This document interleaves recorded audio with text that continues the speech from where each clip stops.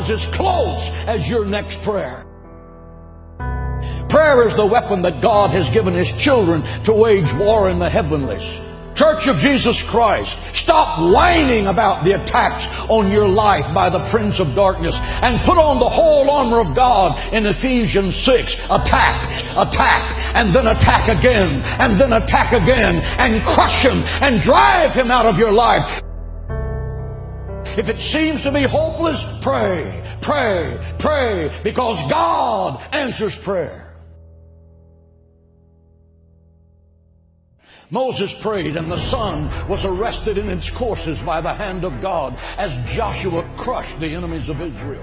Elijah prayed, and forked tongues of fire laced across the heavens and consumed the sacrifice soaked with 12 barrels of water.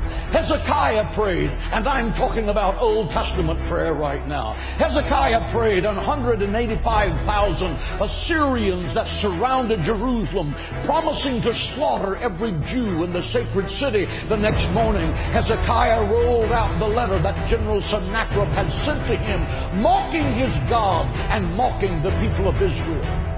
He pulled out his secret weapon, prayer. He laid that letter before the Lord and said, God, your honor is at stake. Let God arise and let his enemies be scattered. Your word said, he that keepeth Israel neither slumbers nor sleep.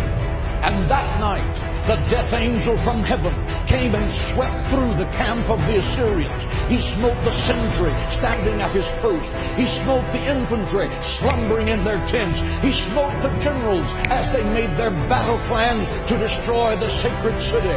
The next morning, when Hezekiah looked over the sacred walls of the city of Jerusalem by the dawn's early light, he saw 185,000 dead men, because the angel of God passed by that night. Why? Because one man knew how to pray. He stopped an army and turned the destiny of a nation around, and you can too. Because Satan is a defeated foe. Christ has given you the keys of death, hell, and the grave. You are a child of God, and the royal blood of heaven is flowing in your veins. You are destined to be more than a conqueror through Christ. Think like it, act like it, and talk like it every day of your life. And believe that God can do the impossible. Jesus said, my house shall be called a house of prayer. If you want power with God, learn to pray. If you don't know how to pray, you will never be successful. I have preached the gospel of Jesus Christ for 44 years.